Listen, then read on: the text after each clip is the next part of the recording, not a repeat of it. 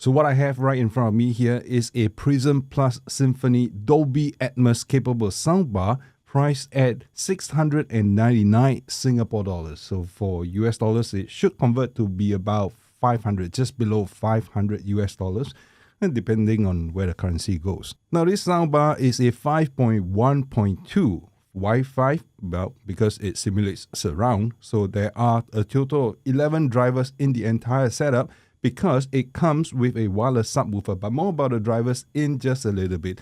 Now this is a 5.1.2 Dolby Atmos capable soundbar with quite a heft to it.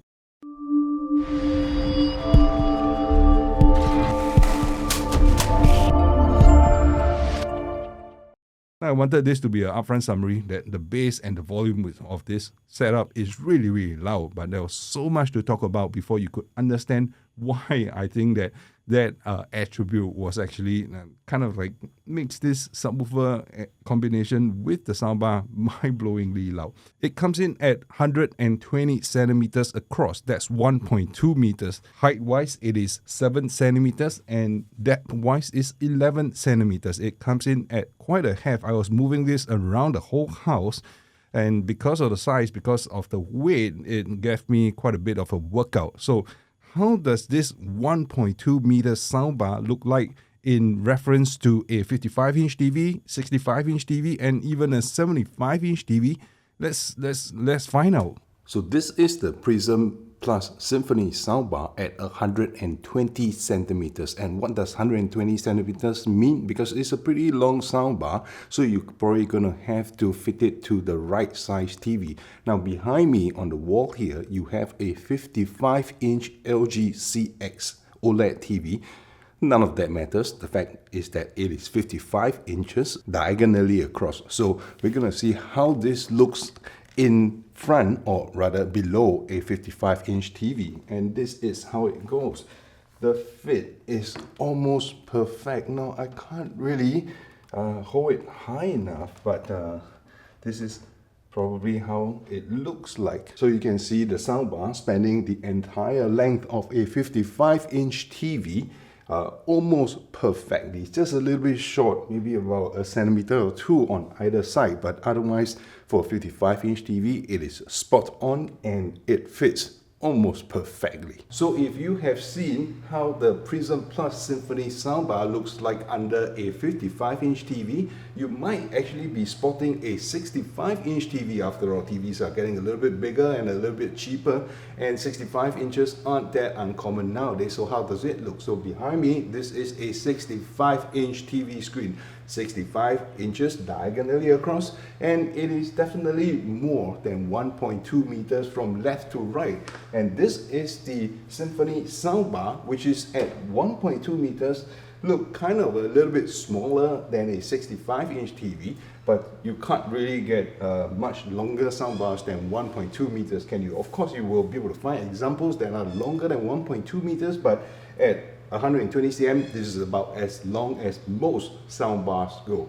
And how it looks under a 65-inch TV, a little bit smaller. It doesn't fill the expanse of the screen like the 55-inch TV, but it doesn't look out of place. And for those of you who are still wondering how long it looks next to a large TV like a 75-inch screen that I have here, this is exactly how it looks. Well, it's kind of short, isn't it? I mean, as compared to the full 1.5 meters length of this TV, it's 75 inches diagonally across, but lengthwise is about 1.5 meters, or is it maybe more? Maybe it's 1.6 meters. I don't know, but this is how it looks like next to a gigantic screen like this. Now, if you want a bigger soundbar, it is not like you have a lot of choices, so this is probably about as long as it gets at 1.2 meters, 4 feet wide. And this soundbar comes complete with a wireless subwoofer. This is a wireless subwoofer with a downward firing 8-inch cone.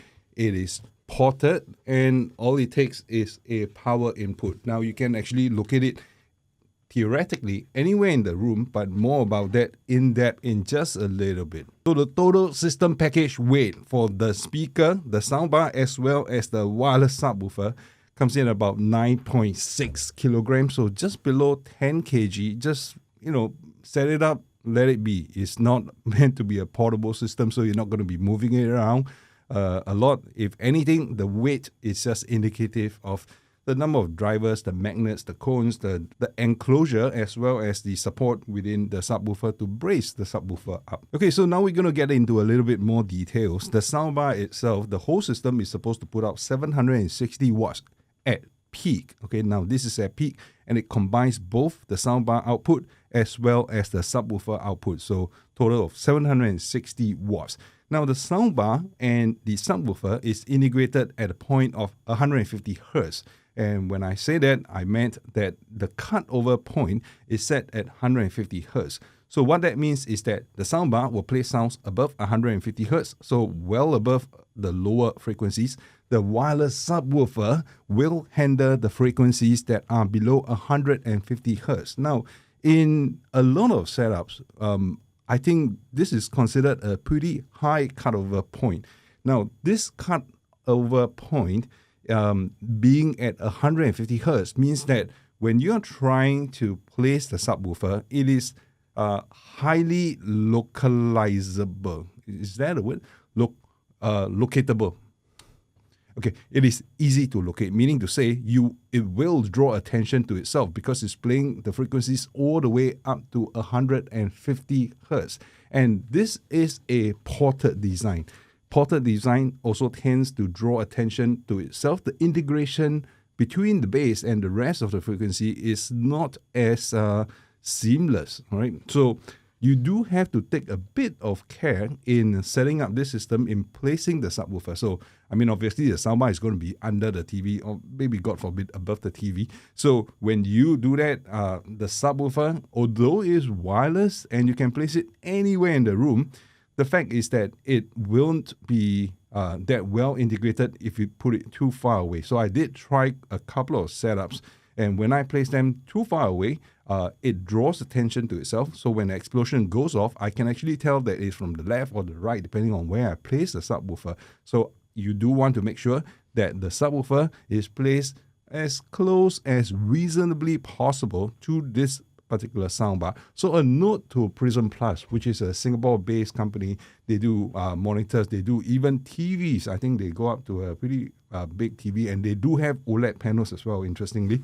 And this soundbar is one of the two new soundbars that they have. They have a smaller flow, which comes in at an amazing 269 Singapore dollars, which includes a side firing or front firing wireless subwoofer as well. Although that doesn't do Atmos, and it's a much smaller soundbar at 3 feet. Well, 3 feet is still reasonably long at 90 centimeters, but this is 1.2 meters. So this is the bigger brother.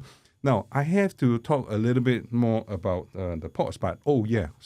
That advice to Prism Plus, being new to this soundbar game, I would say the next time you design a soundbar with a subwoofer, maybe move the cutover point a little bit down, right? The crossover should be about recommended 110, and if you have a pretty capable subwoofer and pretty capable soundbar to handle it, then the crossover set at 80 hertz might actually provide for a very smooth integration between the soundbar and the subwoofer. But, if you are going to be talking about the sound, right, because this is a combination of the soundbar and the subwoofer here, it rumbles. It's an 8-inch downward firing cone, so it uses the floor at reinforcement, and it is ported. So when it is ported, it also brings out the bass quite a bit more.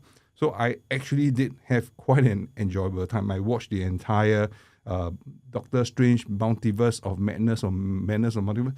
Yeah, I watched the whole thing. It was Dolby Atmos capable. I played it through the Apple TV 4K, which was capable of outputting Atmos. And with that, I've got to talk about the rear of this soundbar. Now, the number of ways that you can get input into this soundbar is tremendous. Okay. Now, obviously, there is a power port here, right? So if I were to talk a little bit more just like this, there's a power port here. You put in a figure of 8 power point here, and it powers the entire soundbar. The subwoofer will also have a corresponding power input. But what is of interest is actually this input panel here. Now I'm going to be struggling a little bit. Okay, let's see whether I can hold this up long enough. So let me just prop this up so you can take a closer look. So what we have here, all the inputs, I'm just trying to go see whether I can see. This is a coaxial digital input. There is an optical digital input. There's a USB input where you can put a thumb drive or maybe some supported hard disk where it's able to read the MP3 files from there and you can actually play music directly. Now this is a 3.5 millimeter auxiliary input. Now this is a phono analog input and it actually allows for you to play sounds through any device like an MP3 player, if that's your kind of thing, or even a turntable with a suitable output stage that will feed into this, because you do need a phono stage before you can actually feed a line level input from a turntable into this device. But most people will actually be using it for TV. Now, what you see here are actually the HDMI ports. So the first port here, you will see a HDMI eARC port. So this supports the full bandwidth eARC. So Dolby Atmos comes in uncompressed. It is not lossy. Now of interest is actually the two other ports here. Now there are two more HDMI ports, both of which are 2.0. Now these two HDMI ports are then able to accept signals from other devices like the Apple TV, like an Nvidia Shield or your Xbox or your PlayStation. And it doesn't actually have to go through your TV first to come back through the eARC port. Now that opens up a lot of possibilities, so you don't actually have to be dependent on your TV for supporting all the formats that this soundbar supports, including HDR10, including Dolby Vision, Dolby Atmos. Everything is handled via these two ports directly in. Now, the eARC will also mean that if you are only connecting it to your TV, any apps or the TV programs that you come up with from the TV will actually play the sounds through this speaker unit as well. So in terms of connectivity, the possibilities are endless on this due to the sheer number of connections. Now, and these are the physical connections I've been talking about. It actually accepts Bluetooth 5.0 as well. So you can actually cast your sound, your music, from your portable devices into this soundbar as well. I've touched on the physical dimensions a little bit earlier, but I got to talk a little bit more about how this actually functions. Now, there are actually 11 drivers in this setup as touted by Prism Plus. So the one driver in the wireless subwoofer, let's take it out of the equation. So how are they actually being positioned? If you take a look at this side profile here, there is actually a full range driver right here that is firing sounds to the sides. All right, so that takes away 2. You are left with 8 speakers. Now, there are actually top firing speakers as well. The top firing configuration for both the top left and the top right, they are actually a full range speaker plus a tweeter. All right, so you do actually have 4 cones firing upwards, handling all the way from the mids to the highs on the tweeters. And firing forward, you have another 4 drivers, 1 on each side and 2 in the center. So in terms of dialogue, this soundbar should be able to handle, and actually it does come across quite crisp. Now, one of the issues I have with the soundbar, and I can't believe that I'm actually going to be saying this, is that it got really, really loud. I have not gone past volume 15 on this. I think it goes up to 30. I wasn't playing anything. And oh yeah, actually it comes with a remote control as well. Ta-da! So the remote control does a couple of things, but I was talking about the loudness of this guy, right? The difference between each volume step from volume 1 to volume 2 to volume 3 is actually pretty stark. So it does give a volume bump quite significantly. Now, if you're going to be connecting it directly to a TV or directly to an Apple TV or any external devices, just do note that they are not volume matched. So you do have to take care in the volume. But, well, this is actually kind of like a good thing, right? Because the soundbar is really loud. The bass is really coming in pretty strong. I wanted this to be an upfront summary that the bass and the volume of this setup is really, really loud, but there was so much to talk about before you could understand why I think that attribute was actually kind of like makes this subwoofer combination with the soundbar mind-blowingly loud. Now I was going to be touching about the remote control because earlier I mentioned something. This soundbar from Prism Plus, there is no accompanying app. I think some of those who are familiar with some apps from some of the soundbars from Sony or from Samsung, from Sonos, from any of those major manufacturers of TV and soundbars out there, they do have an accompanying app, and in the app, you set it up, you connect to Wi-Fi, you can do streaming, you can connect it, and you can then make certain adjustments there. You can do TruePlay, you can do plenty of things, plenty of settings on the app itself. But the Prism Plus, this Symphony soundbar, it doesn't come with an app. Now, you can say that there may be room for growth there, but one of the advantage is that I actually found a lot of ease of use in this as well. Now, granted, the setup is not entirely straightforward, but it's almost as easy as it gets. You plug in the power, you plug in a HDMI to link up the eARC port on this to your eARC port on the TV or eARC port as well, and or you can connect your external devices. It's not that difficult. But once you get past that certain part, you realize that there's actually nothing else for you to set. There's no firmware to upgrade. It's just a very straightforward soundbar to use. You put it there, as long as it doesn't break for the next few years, you're going to be enjoying sound from this soundbar. And it comes with a remote control. Now, this remote control connects directly through IR to this soundbar. So there's a power button, there's a mute button, there you can select source, you can select the mode, you can volume plus up and down, you can play, you can pause, you can skip forward and backward, and this actually is a universal remote because it sends the signal through the eARC port to a connected TV as well. So if your TV has any Net Plus or LG, any of those eARC command over eARC compatibility, then you will be able to control your TV via this as well. So there is also a dimmer button because there are actually lights indicating it's HDMI 1, eARC, and even if it's playing Dolby Atmos, it will display here. And you can dim it, you can turn it off, or you can set it to bright. I definitely advise at least dim, if not turn it off if you're watching TV in a dark room. And there are two more controls here, right? Which is the last two here, last two rows. There is bass and there's treble, plus minus.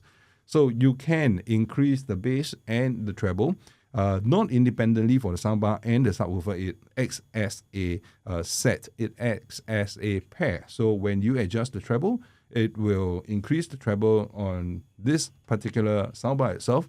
If you increase the bass, well, more often than not, it will increase the bass on the subwoofer, but if there's any spillover bass, like between the 150 Hz to 300 Hz region, it will also increase the bass on the soundbar. All right, so that is the end of my review of this unit. I actually did enjoy it quite a bit. It is now going to be permanently placed in my bedroom together with a 75-inch TV. Don't judge me, the 75-inch TV, yes, it is in my bedroom. There is a reason for that because I like to see heads that are actually bigger than life-size heads in the bedroom. Okay, and that's all for today's video, and I hope you enjoyed it. If you want to check out this soundbar, I think that Prism has a showroom. I'm just going to put all the details for Prism Plus down in the video description below, and I will put the link to this soundbar as well.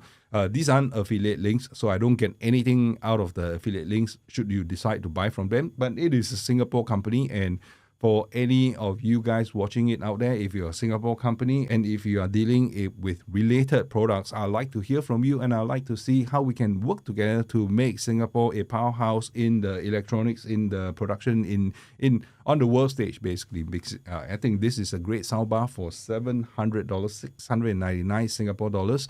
Those of you who are getting a new house, those of you who are considering how to pair up your soundbar, how to level up your TV sound with a soundbar. If it is 55-inch, 65-inch, I think this is something that is definitely worth considering, even for the 75-inch. But I wanted to end this video and I kept talking. But anyway, that's the end of today's video, and I'll see you. Thank you, Prism, for bringing this soundbar to us.